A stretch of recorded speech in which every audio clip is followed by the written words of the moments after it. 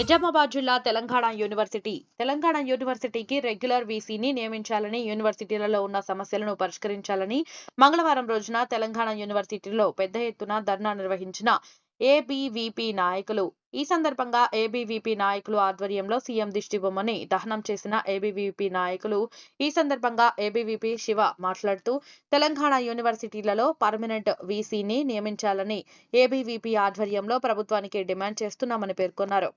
Incharge వీసీలను నియమించడం సిగ్గుచేటు అని పేర్కొన్నారు. తెలంగాణ యూనివర్సిటీలో 800 మంది లేడీస్ కి ఒకటే హాస్టల్ ఉంది అని, నూతనంగా లేడీస్ హాస్టల్ భవనం కావాలని కోరారు. తెలంగాణ యూనివర్సిటీలో హాస్టల్లో తినే ఆహారంలో పురుగులు రావడం జరుగుతుందని, వీటిపైన ఎటువంటి చర్యలు తీసుకోకపోవడం సిగ్గుచేటని పేర్కొన్నారు. తెలంగాణ యూనివర్సిటీలో ఇన్ఛార్జ్ వీసీలను నియమించిన యూనివర్సిటీలోని సమస్యలు వారి దృష్టికి తీసుకెళ్లినా వారు పట్టించుకోవడం లేదని, నిమ్మకు నీరెత్తినట్టుగా వ్యవహరిస్తున్నారని పేర్కొన్నారు. తక్షణమే తెలంగాణ యూనివర్సిటీకి పర్మనెంట్ వీసీని రాష్ట్రానికి విద్యాశాఖ మంత్రిని ఏర్పాటు చేయాలని ఏబీవీపీ ఆధ్వర్యంలో హెచ్చరించారు. ఈ కార్యక్రమంలో ఏబీవీపీ నాయకులు శివాచారి, ఏబీవీపీ విద్యార్థి నాయకులు తదితరులు పాల్గొన్నారు.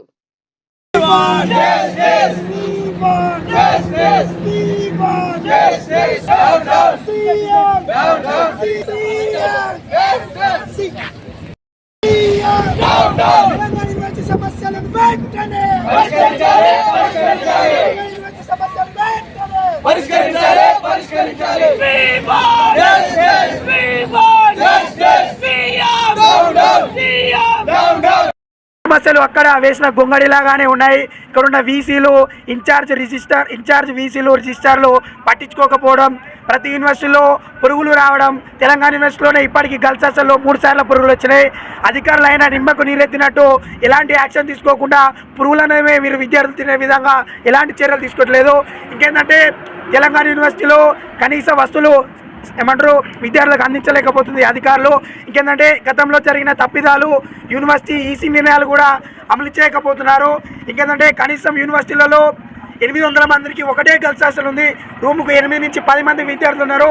కాబట్టి ఏబీపీ డిమాండ్ చేస్తూ ఉంది మరొక నూతన గర్ల్స్ హాస్టల్ నిర్మించాలని.